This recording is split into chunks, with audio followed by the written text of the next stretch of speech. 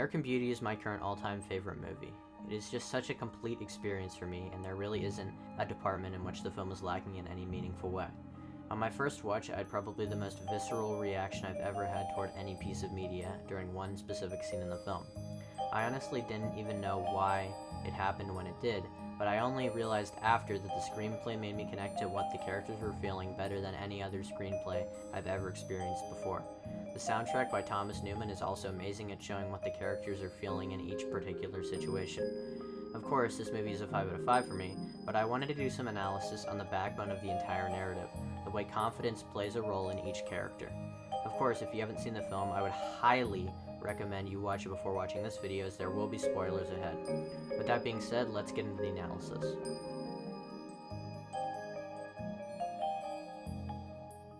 Let's start off with the two characters that are, ironically, polar opposites, Ricky Fitz and Mr. Fitz, his dad.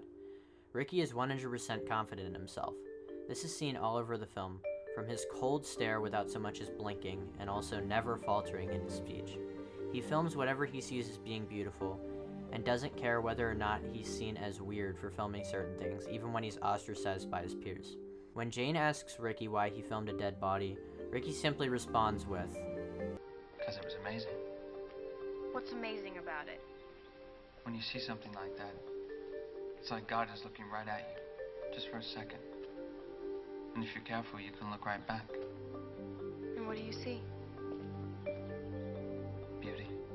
Ricky basically does whatever he wants to. He seriously doesn't care what anyone thinks about him.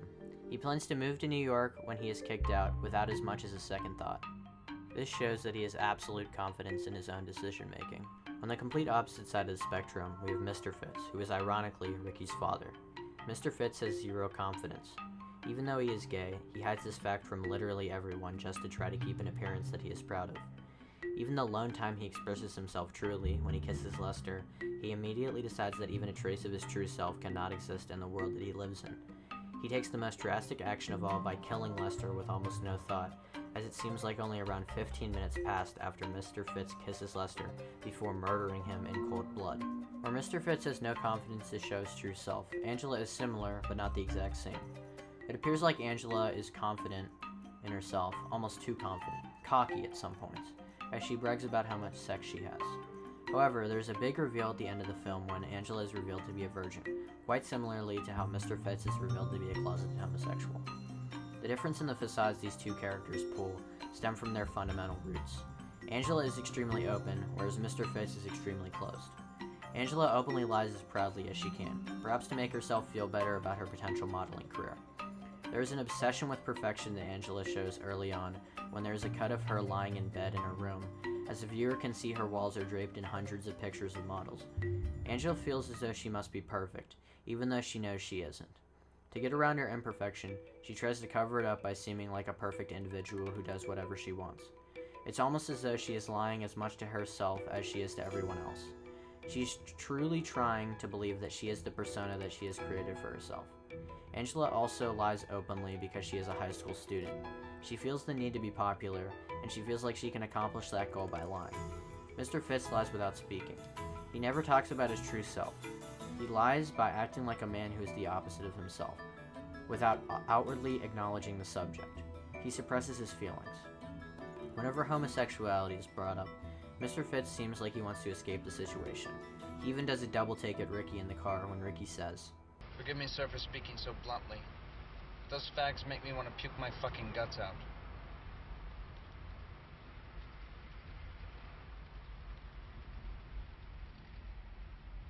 This is likely because of his background in the military.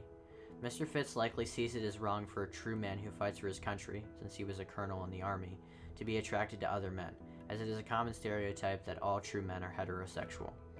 Mr. Fitz and Angela are both unconfident, but express it in different ways. Jane wants to be confident but doesn't have any support. Her mother clearly makes fun of her quite a lot, as shown early on in this scene. Jane, honey, are you trying to look unattractive? Yes. Congratulations, you've succeeded admirably. Her father basically ignores her, as he doesn't care about anything in life, and her best friend basically makes fun of her straight to her face. Because Jane has no positive supportive figure in her life, she's extremely unconfident about a multitude of things. This is revealed extremely early on when Jane is looking online for a boob job, clearly not confident in her own appearance. Jane changes when Ricky gives her support to be confident. The first sign of this is when Ricky films Jane. In the multiple times this happens, even though Ricky is seemingly doing this in a stalker-like manner, Jane is still flattered as this is the supposed first time a boy has given her attention. Ricky gives Jane this ability since he is truly confident in both himself and Jane's true self. With this support, Jane changes from having no confidence in the beginning of the film to having full confidence in the end. She even realizes that she is above Angela in the end when she comes to terms with the fact that she isn't as beautiful as her and never will be, so to stop caring about it. Lester wants to be confident like Jane, but has a hard time as an adult because of his dead-end job and Carolyn, his wife, ignoring him and making fun of him constantly. When he discovers a goal, Angela, he also discovers the drive to become confident through a newfound motivation in life.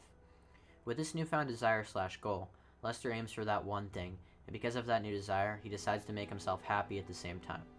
He morphs from a guy who pretty much just goes with the flow to a man who does whatever the hell makes him happy. This newfound confidence he attains allows him to quit his job and gives him the courage to basically blackmail his company for a large sum of money. The confidence gives him the power to no longer give a shit about his wife anymore because she hasn't given a shit about him in quite a while, probably at least a few years. Confidence gives Lester power, because he is no longer dictated by things that he could change if he felt like it, but rather, he actually changes them.